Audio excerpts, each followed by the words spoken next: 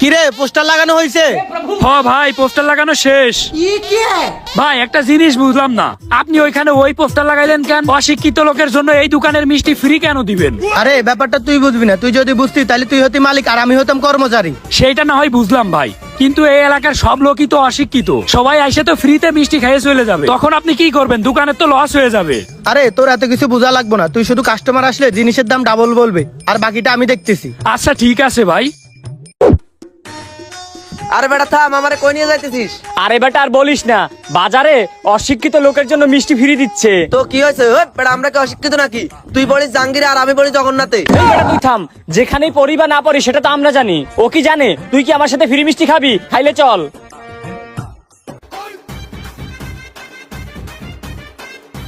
এই ভাই আমাদের মিষ্টি দেন। ভাই মিষ্টি তো খাবেন, মিষ্টির কি দাম জানেন? আরে ভাই দাম জানা লাগবে না, দাম আর কয় টাকা বলেন তো?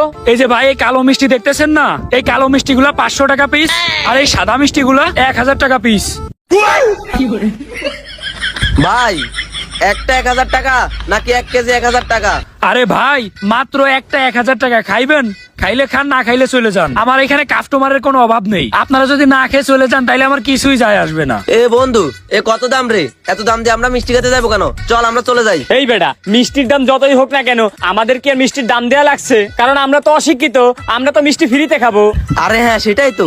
ভাই আপনি আমাদেরকে মিষ্টি দেন। এই যে নেন ভাই।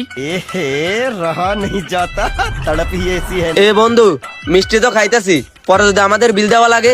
দূর বেটা তুই বলদ নাকি? আমাদের কোনো বিল দেয়া লাগবে না, কারণ আমরা তো অশিক্ষিত। খা খা। ও সেটাই তো, খা। কিরে ওদেরকে মিষ্টির দাম কত বলছিস?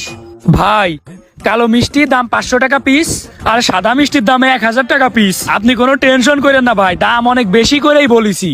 ঠিক আছে, তাইলে 4 পিস মিষ্টির দাম আসবে 3000 টাকা। সকাল সকাল বড় একটা দান মাইরা দিলাম। কিন্তু ভাই ওই দুইটা ছেলে তো অশিক্ষিত হইতে পারে, দেখা গেলো মিষ্টি খাওয়ার পরে বলতেছে ভাই আমরা অশিক্ষিত, আমরা বিল দিতে পারবো না, তখন আপনি কি করবেন ভাই? আরে অশিক্ষিত হোক কোনো সমস্যা নাই, তুই শুধু চাইয়া চাই দেখ টাকা কিভাবে নিতে হয়। ঠিক আছে ভাই। ভাই আপনাদের মিষ্টি খাওয়া শেষ? হ্যাঁ ভাই। তাইলে দেন ভাই, আপনাদের বিলটা দেন। আপনাদের বিল হয়েছে 3000 টাকা। ও ভাই আপনারে তো আমরা একটা কথা বলতে ভুলে গেছিলাম, আমরা তো অশিক্ষিত, পড়ালেখা জানি না। ও আচ্ছা অশিক্ষিত। ভাই এরা নাকি অশিক্ষিত, আপনারা আগেই বলছিলাম এরা অশিক্ষিত হইতে পারে। ও ভাই আপনারা অশিক্ষিত হয়েছেন তো কি হয়েছে, তারপরেও বিল দেওয়া লাগবে। কেন ভাই? আপনারাই তো লেখা রাখছেন অশিক্ষিত লোকের জন্য মিষ্টি ফ্রি। ও আচ্ছা, কোন জায়গাতে লেখা? আসেন ভাই আসেন, আপনারা আমি দেখাচ্ছি, আসেন। এই দেখেন, অশিক্ষিত লোকের জন্য এই দোকানের মিষ্টি ফ্রি। ও আচ্ছা ভাই, এখানে কি লেখা আর একবার একটু পড়েন। এই মেয়ে আপনি কি বয়রা নাকি? কথা বুঝেন না? এইখানে লেখা আছে অশিক্ষিত লোকের জন্য এই দোকানের মিষ্টি ফ্রি। ভাই কাদের জন্য মিষ্টি ফ্রি? আর এমনি অশিক্ষিত লোকের জন্য, আপনারাই তো লিখে রাখছেন। ভাই এটা তো অশিক্ষিত লোকদের জন্য লেখছি, তো আপনারা পড়লেন কিভাবে? এই রে কাম তো সারছে, ধরা খেয়ে গেছি, এখন কি করব? এই রে লাস্ট পর্যন্ত মাছটা খেয়ে গেলাম। হ সেইটাই তো ভাই, আপনারা অশিক্ষিত হইলে এটা পড়লেন কিভাবে? তাড়াতাড়ি টাকা বের করেন। আরে বন্ধু ফাইসে গেছি, তোর কাছে যা আছে বের কর, আমিও বের করি।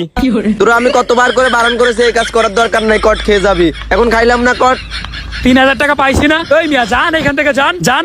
আরে হালাই তারাই রইছে কে? আপনি একটা জিনিস ভাই, দেখছ কিভাবে টাকা ইনকাম করতে হয়?